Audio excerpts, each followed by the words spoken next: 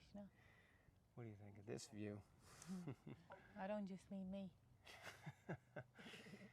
So we're at the petrified forest and In Arizona. in northeastern Arizona. There's about 7,500 square miles of this desert, which is also, this is the painted desert actually.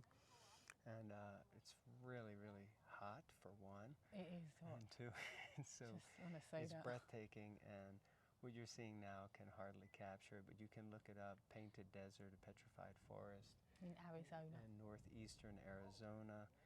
We're still about probably 200 miles from Flagstaff, or less than 200 miles, about 150 miles probably. But we're going to read a little bit because lots of people are coming and going, and we don't want to kind of disrupt their darshan. So we're just going to do one verse, and then we're going to move on to another spot. So we'll probably have a few. Om Namo Bhagavate Vasudevaya. Om Namo Bhagavate Vasudevaya. Om Namo Bhagavate Vasudevaya. On the third one, I'm pretty sure it goes up. It does go up, but I'm not sure what it is. Yeah, you do amazing, so just carry on. All right, Canto 3, Chapter 28, Text 18. The glory of the Lord is always worth singing. See? For His glories enhance the glories of His devotees. One should therefore meditate upon the Supreme Personality of Godhead and upon His devotees. One should meditate on the eternal form of the Lord until the mind becomes fixed. Purport. One has to fix his mind on the Supreme Personality of Godhead constantly, and one is accustomed to thinking of one of the innumerable forms of the Lord, Krishna, Vishnu, Ram, Narayan, etc. He has reached the perfection of yoga. This is confirmed in the Brahma Samhita. A person who has developed pure love for the Lord and whose eyes are smeared with the ointment of transcendental loving exchange always sees within his heart the Supreme Personality of Godhead. And the devotees especially see the Lord in the beautiful blackish form of Shyam Sundar. That is the perfection of yoga. This yoga system should be continued until the mind does not vacillate for a moment. Om Tad Vishnu Paramam Padam Sada Pasyanti Suraya. The form of Vishnu is the highest individuality and is always visible to sages and saintly persons. I'm sort of whispering because there's a lot of tourists, but at the same time this place is so quiet. It's unbelievably quiet. No background noise here, Jai Dev Prabhu, if you're listening. The same purpose is served when a devotee worships the form of the Lord in the temple. Everyone's left now. Look, they've gone over the edge. That's all right, you can walk down in there. There is no difference between devotional service in the temple and meditation on the form of the Lord, since the form of the Lord is the same whether He appears within the mind or in some concrete element. So manasa seva and actual seva is non-different. In fact, manasa is usually considered higher. There are 8 kinds of forms recommended for the devotees to see. The forms may be made out of sand, clay, wood, or stone. They may be contemplated within the mind, made of jewels, metal, or painted colors. But all the forms are of the same value. It is not that one who meditates on the form within the mind sees differently from one who worships the form in the temple. The Supreme Personality of Godhead is absolute, and there is therefore no difference between the two. The impersonalists who desire to disregard the eternal form of the Lord imagine some round figure. They especially prefer the Omkar, which also has form. In Bhagavad Gita, it is stated that Omkar is the letter form of the Lord. Similarly, there are statue forms and painting forms of the Lord. Another significant word in this verse is Punya Sloka Yasa Karam. The devotee is called Punya Sloka. As one becomes purified by chanting the holy name of the Lord, so one can become purified simply by chanting the holy name of a devotee. Jai Bhava Bhakti, Jai Bhava Bhakti Devi, Jai Bhava Bhakti Devi. Jai. The pure devotee of the Lord and the Lord himself are non-different. It is sometimes feasible to chant the name of a holy devotee. This is a very sanctified process. Lord Chaitanya was once chanting the holy names of the gopis when his students criticized him. Why are you chanting the names of the gopis? Why not Krishna? Lord Chaitanya was irritated by the criticism, and so there was some misunderstanding between him and his students. He wanted to chastise them for desiring to instruct him on the transcendental process of chanting. Thoughts? Yeah, it's a little bit funny, isn't it, that his students would criticize him. That's quite a neophyte mentality, actually. No, in all forms, whether it's spiritual master or mentor, I've got to be careful there, an authority, or your teacher. Your boss at work. Yeah, because Prabhupada in Bhagavad Gita, I believe it's in Bhagavad Gita, he also explains that there should be like natural respect for one's elders. So we see, unfortunately, this culture is declining. So, if anything, it's fashionable to challenge your authorities or your elders. That shows how learned you are. 30 plus 40, 35 years ago. I never did that anyway. She's such a good soul. But so I just thought, it's we may look at that and think, oh yeah, how dare they do that? But yeah, sadly, that's a common thing. Regardless of a spiritual teacher or otherwise, that it seems to be a thing that you challenge. That's a sign of intelligence, to challenge. But also in the Bhagavad Gita, Prabhupada says that, you can make inquiries, but he says, I'm not a good sloka person, but you have to inquire, surrender unto the spiritual master, and just inquire from him submissively. Is that correct? Is that paraphrase? Chapter 4. Tadvidi prani patina pariprashnena sevya upadekshanti te gyanam gyaninas tattvadarshana. Yes. Just try to learn the truth by approaching a spiritual master, inquire from him submissively, render service unto him. He will reveal the truth, for he has seen it. Yes. So I'll read this last paragraph. Is that okay? Yeah, because we're a bit hot. The beauty of the Lord is that the devotees who are connected with his activities are also glorified. Arjun, Prahlad, Janak Maharaj, Bali Maharaj, and many other devotees were not even in the renounced order of life, but were householders. Some of them, such as Prahlad Maharaj and Bali Maharaj, were born of demoniac families. Prahlad Maharaj's father was a demon, and Bali Maharaj was the grandson of Prahlad Maharaj. But still, they have become famous because of their association with the Lord. Anyone who is eternally associated with the Lord is glorified with the Lord. The conclusion is that a perfect yogi should always be accustomed to seeing the form of the Lord. Unless the mind is fixed in that way, he should continue practicing yoga. The conclusion is that a perfect yogi should always be accustomed to seeing the form of the Lord. And unless the mind is fixed in that way, he should continue practicing yoga. So basically, we have to come to a point, and I was reading this morning in, two different books I'm reading, Shiva Maharaj's. Now, one is Shuddha Bhakti Chintamani, and the other is Venu Gita. Both of them were discussing this point that we have to come to the stage where actually we're able to focus and concentrate the mind on the Lord.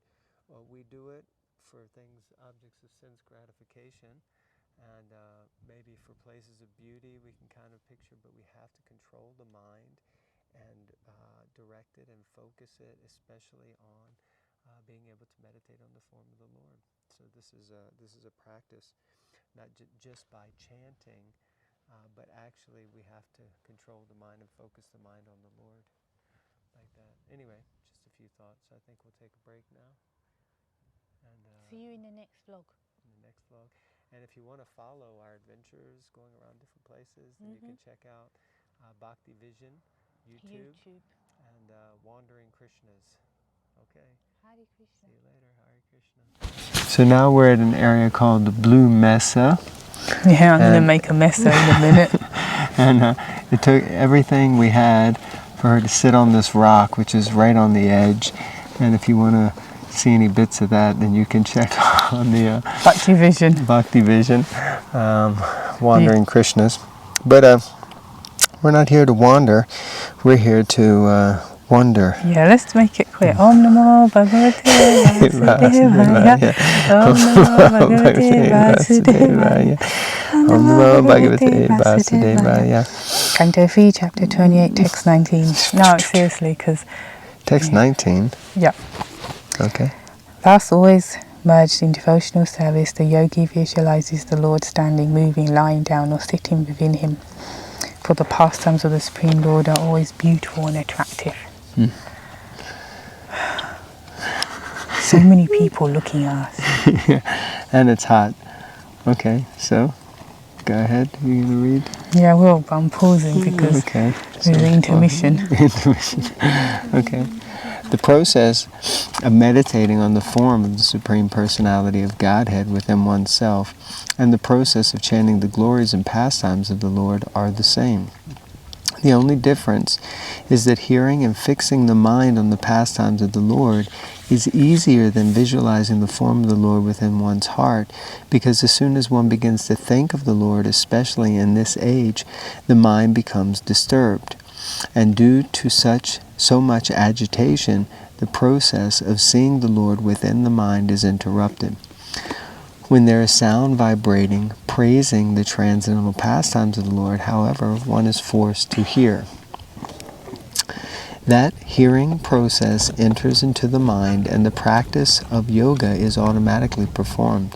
For example, even a child can hear and derive the benefit of meditating on the pastimes of the Lord simply by listening to a reading from the Bhagavatam that describes the Lord as he is going to the pasturing ground with his cows and friends. Hearing includes applying the mind. In this age of Kali Yuga, Lord Chaitanya has recommended that one should always engage in chanting and hearing Bhagavad Gita. The Lord also says that the Mahatmas, or great souls, always engage in the process of chanting the glories of the Lord. And just by hearing, others derive the same benefit. Yoga necessitates meditation on the transcendental pastimes of the Lord, whether he is standing, moving, lying down, etc. So what stood out to me is that even a child receives benefits. So those of you out there who have children, either in the womb or outside of the womb, although this is predominantly referring to outside, having been born, but the recitation of the pastimes of the Lord is beneficial. So please read to your children. Please read for your own benefit, and the children will be benefited also. Any thoughts from your side? Yeah, it's quite powerful, and it's true that there is a lot of medical and scientific advancement that shows that the sound vibration for the child. I'm just taking a natural intermission. Mm-hmm. You have to be careful that when you're, say, pregnant, what sounds the child hears, even as we know what the mother eats, how she's feeling, all this does affect the child and can create anxieties or this or that. So if that's the case, then how much benefit and how simple it is just to keep kirtan all the time, or you can keep audio books on, even if you can't read it, you can hear it in that way. Yeah. Really powerful. The power of the sound vibration. Yeah. Yes. Okay. Should we read one more? We'll read one more and then we'll... You can put them together. Yeah. I might not. Well, the first one... Okay. Anyway, whatever you want to do. Let's not have that We're not. detailed discussion here. This is not... Go ahead, read, please, out loud. Hare Krishna. Text 20. In fixing his mind on the eternal form of the Lord, the yogi should not take a collective view of all his limbs, but should fix the mind on each individual limb of the Lord. Purport. The word Muni is very significant. Muni means one who is very expert in mental speculation or in thinking, feeling and willing. He is not mentioned here as a devotee or yogi. Those who try to meditate on the form of the Lord are called Munis, or less intelligent, whereas those who render actual service to the Lord are called Bhakti yogis. The thought process described below is for the education of the Muni. In order to convince a yogi that the absolute truth or supreme personality of Godhead is never impersonal at any time, the following verses prescribe observing the Lord in his personal form limb after limb. To think of the Lord as a whole may sometimes be impersonal. Therefore, it is recommended here that one first think of his lotus feet, then his ankles, then the thighs, then the waist, then the chest, then the neck, then the face, and so on. One should begin from the lotus feet and gradually rise to the upper limbs of the transcendental body of the Lord. Beautiful. Lovely. So you don't just look at him. Because it's a respectful way as well. You only offer him not just, oh yeah, I took darshan, but it's like, start at the lotus feet and like actually take darshan, actually look and focus and concentrate on the Lord. Sometimes people can come, including myself, you can be in the temple and then someone may later say, what was Krishna wearing? You're like, hold on. Go think about it. Or someone might say, did you see the garland there, mate? What did you think of such and such on the garland? You're like, I don't remember no garland. So it's really important to take focused and active darshan of the Lord. And we can forget that sometimes. We can just have a quick look, like I'm looking at these mountains, have a quick look, but sometimes we may focus more on the mountains than the Lord. So it's a nice instruction really, just to take your time and take darshan with conscious, like what was Prabhupada saying? Be conscious before you can be Krishna conscious. So actually be conscious of what you're doing. I'm conscious of the sun now. I think we're going to stop here. Yeah, we are. We might keel over and fall over there. Okay. Thank you all very much. Grantaraj Srimad Bhagavatam Ki Jai.